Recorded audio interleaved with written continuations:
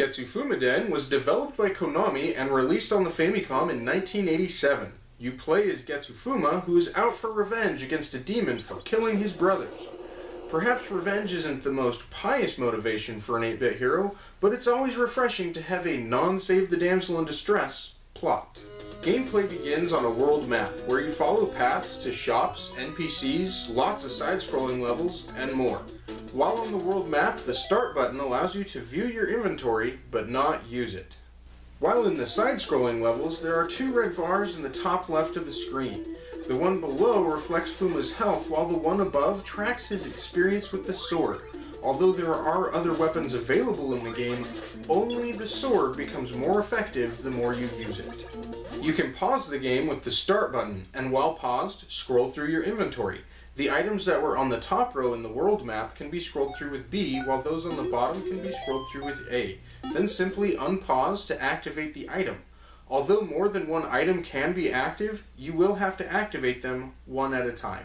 There's also a small number of these dungeon-like mazes that you'll need to find your way through. Some of your items will have no effect down here, but a couple of them are specifically for these stages. The monsters down here generally take more hits to kill, but jumping seems to help deal them more damage. Each of these mazes will lead out to a side-scrolling area that ends with a boss fight. Getsu Fuuma Den is mostly playable without knowing Japanese. A majority of the dialogue is just flavor, but there are the occasional clues that we who don't speak the language miss out on. Then there's the 16-digit hiragana continue codes. I don't know the sounds these characters make or the order they appear in, and some of them look very similar to my untrained eyes.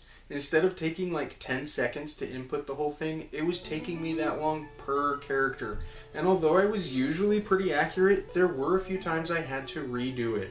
It's totally worth it though, as I consider Getsu Fuuma Den to be a 5 out of 5 star game. It's challenging but forgiving.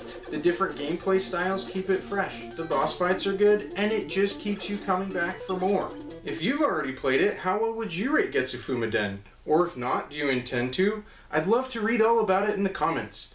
Thank you for liking and sharing this video, as well as for subscribing to my channel.